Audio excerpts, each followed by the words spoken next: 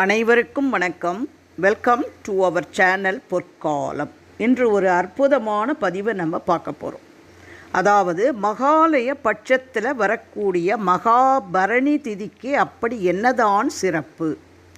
முன்னோர்களின் ஆசி பெறவும் மரண பயம் நீங்கவும் இன்று மாலை விளக்கேற்றி எந்த பாடலை பாட வேண்டும், எந்த 3 நட்சத்திரக்காரர்கள் தவறாமல் இந்த தீபத்தை ஏற்ற வேண்டும் என்பதை பற்றி தான் இப்போ இந்த பதிவில் பார்க்க போகிறோம். இந்த பதிவை பார்க்குறதுக்கு முன்னாடி இது வரைக்கும் எங்கள் சேனலை நீங்கள் சப்ஸ்கிரைப் பண்ணலையா? தயவுசெய்து சப்ஸ்கிரைப் பண்ணுமாறு அன்போடு கேட்டுக்கொள்கிறேன். வாங்க நம்ம வீடியோக்குள்ளே போகலாம். நம் நாட்டில் உள்ள மிக புண்ணிய தலங்களில் மிக முக்கியமானதாக கருதப்படுவது காசியும் கயாவும். இங்கு சென்று இறந்தாலும் சரி, இறந்தவர்களுக்கு தர்ப்பணம் கொடுத்தாலும் சரி, அவர்கள் உடனடியாக முக்தியை அடைவார்கள் என்பது நம்பிக்கை. ஆனால் அனைவராலும் காசிக்கோ அல்லது கயாவிற்கோ சென்று முன்னோர்களுக்கு திதி கொடுக்க முடியாது. அதனால் அங்கு சென்று தர்ப்பணம் கொடுத்த பலனை தரக்கூடிய ஒரு அற்புதமான நாள் தான் மகாபரணி. மகாபரணியில் முன்னோர்களுக்கு தர்ப்பணம் கொடுத்தால் அவர்கள் இறை நிலையாகிய முக்தியை பெறுவார்கள் என்பது ஐதீகம். மகாலய பட்சத்தில் மகாலய அமாவாசைக்கு பிறகு சொல்லப்படும் மிக முக்கியமான பித்ருக்களின் ஆசியை பெறுவதற்குரிய நாளாக கருதப்படுவது மகாபரணி நாளாகும். இந்த நாளுடைய சிறப்புகள் என்ன?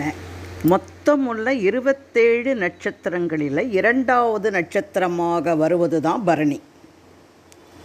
கார்த்திகை மாதத்துலேயும் புரட்டாசி மாதத்துலேயும் வரக்கூடிய பரணி நட்சத்திரத்தை தான் மகாபரணி என்று அழைக்கிறோம்.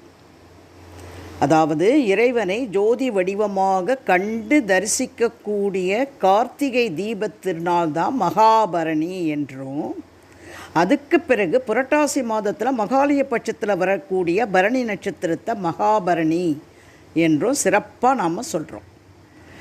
புரட்டாசி மாதத்தில் வரும் பரணி நட்சத்திரம் என்று கொடுக்கப்படும் சிரார்த்தத்தை பரணி சிரார்த்தம் அல்லது மகாபரணி சிரார்த்தம் அப்படின்னு சொல்கிறோம். மகாலய அமாவாசை அன்று கொடுக்கப்படும் தர்ப்பணம் சிரார்த்தத்திற்கு நிகரானது பரணி நட்சத்திரம் வரும் மகாபரணியில் கொடுக்கப்படும் பரணி சிரார்த்தம். பரணி நட்சத்திரத்திற்குரிய அதிதேவதையாக கருதப்படுபவர் யமதர்மராஜா. அதனால் பித்ருக்களை வழிபடுவதற்குரிய மகாலய பட்சத்தில் வரும் பரணி நட்சத்திரம் மிகவும் முக்கியமானதாக கருதப்படுகிறது. பரணி சிரார்த்தத்தின் சிறப்புகள் பற்றி மச்ச புராணம், அக்னி புராணம், கருட புராணம் போன்றவற்றில் சிறப்பித்து கூறப்பட்டுள்ளது. மகாலய பட்சத்தில் வரும் பரணி நட்சத்திரத்தில் இறந்தவர்களுக்கு திதி கொடுப்பது என்பது கயாவில் சென்று திதி கொடுத்ததற்கு சமமான புண்ணிய பலனாக கருதப்படுகிறது.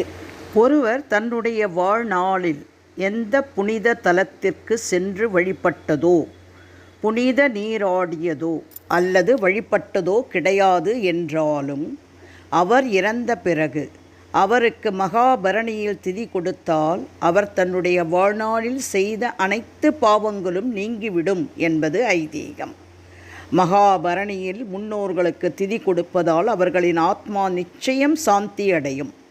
மகாபரணியில் முன்னோர்களுக்கு திதி கொடுத்தால் திதி கொடுப்பவர்களின் கெட்ட கர்மாக்கள் அழிந்து நல்ல கர்மா அதிகரிக்கும். இதனால் தற்போதைய வாழ்க்கையும் எதிர்காலமும் சிறப்பாக அமையும் என்பது நம்பிக்கை.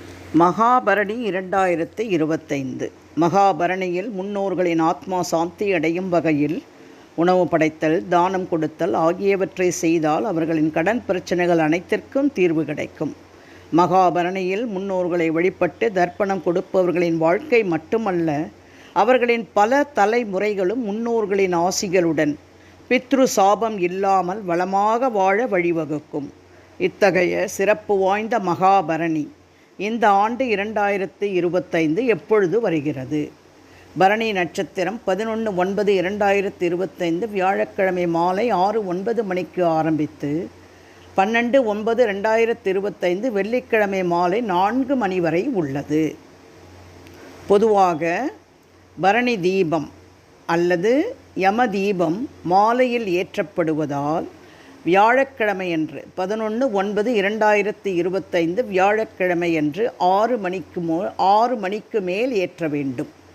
தர்ப்பணம் திதி சிரார்த்தம் கொடுப்பவர்கள் வெள்ளிக்கிழமையன்று, அதாவது 12/9/2025 காலை 10:30 மணிக்குள் கொடுத்துவிட்டு முன்னோர்களை வழிபட வேண்டும். தட்சிணாயன புண்ணிய காலத்தில் வீடு தேடி வரும் முன்னோர்களுக்கு ஆடி அமாவாசை, மகாலய பட்சம் மற்றும் தீபாவளி அமாவாசை ஆகிய நாட்களில் தர்ப்பணம் செய்வது மரபு.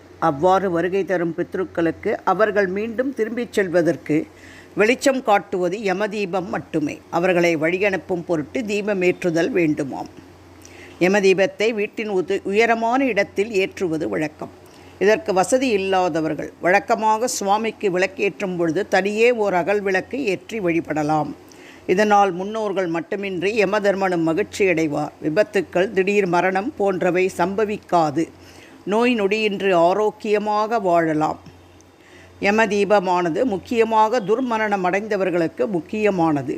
அவர்கள் பிரச்சனைகள் ஏற்படுத்துவதை நிறுத்திவிட்டு உங்களுக்கு நலன்களை செய்வார்கள். என்றாலும் எவரேனும் இறந்தால் மட்டுமே யமதீபம் ஏற்ற வேண்டும் என்று எண்ணக்கூடாது. யமதீப வழிபாடாக 8 அகல் விளக்குகள் ஆலயத்திலும் இல்லத்திலும் 8 திக்குகளிலும் தாமரை தண்டு திரிகளை வைத்து ஏற்றி ஒவ்வொரு திக்காக பார்த்து 8 திக்குகளில் நின்று அந்தந்த திக்குகளை தேவமூர்த்தி தேவதைகளை வணங்கி பிரார்த்திக்க வேண்டும். இவ்வாறு 8 திக்குகளிலும் நின்று பூஜித்து யமதீப தேவதா மூர்த்திகளை உலக ஜீவன்களுக்கு உள்ள யமபயம், மரணபயம், மிருத்யு தோஷங்கள் அகல துணை புரிவீர்களாக என்று வேண்டிட வேண்டும். யமதீபம் ஏற்றினால் குடும்பம் விருத்தியாகும், தொழில் முன்னேறும், திருமணத் தடைகள் விலகும், சொத்துக்கள் சேரும், அனைத்து வித தடைகளும் நீங்கி வாய்ப்புகள் தானாகவே அமையும். அந்த தீபத்தை நீங்கள் மகாலய பட்சத்தில் வரும் மகாபரணி நாளிலும் தீபாவளி காலத்தில் வருகிற திரியோதசி திதியில் ஏற்ற வேண்டும். யமதீபம் ஏற்றி முன்னோர்களுக்கு வழிகாட்டி உதவுவது அந்த வருடம் முழுவதும் நல்ல பலன்களை தரும். யாரெல்லாம் யமதீபம் ஏற்றலாம்? பரணி, மகம், சதயம் நட்சத்திரங்களில் பிறந்தவர்கள் யமதீபம் ஏற்றுவது சிறப்பு. நட்சத்திர சூக்தத்தில் பரணி நட்சத்திரத்திற்கு யமனையும் மகத்திற்கு பித்ருக்களை அதிதேவதையாகவும் கூறப்பட்டுள்ளது. வருஷாதி நூல்களில் சதயத்திற்கு யமனை அதிதேவதையாக கூறப்பட்டுள்ளது. யமனை அதிதேவதையாக கொண்ட சனீஸ்வர பகவான் லக்னத்தில் ஆட்சி உச்சம் பெற்றவர்கள். ஆயுள் ஸ்தானத்தில் சனீஸ்வர பகவான் நீசம் அல்லது பலமிழந்தவர்கள். சூரியனும் சனீஸ்வரரும் சேர்க்கை பெற்றவர்கள். ஆயுள் லக்னாதிபதி ருத்ரனை அதிதேவதையாக கொண்ட திருவாதிரை அல்லது ருத்ரனை அதிதேவதையாக கொண்ட கேதுவின் நட்சத்திரங்களில் அஸ்வினி, மகம், மூலம் நட்சத்திர சாரங்களில் நிற்கப் பெற்றவர்கள். யமதீபம் ஏற்றும் பொழுது கூற வேண்டிய ஸ்லோகம்: ஸ்ரீ யமாய நம, யமாய தர்மராஜாய, மிருத்யவே சாந்தகாயச, வைவஸ்தாய காலாய, சர்வபூத ஷயாயச, ஔதும்பராய தத்னாய நீலாய பரமேஷ்டினே, விருகோதராய சித்ராய சித்ரகுப்தாய வை நம, சித்ரகுப்தாய வை ஓம் நம இதி. நன்றி, வணக்கம்.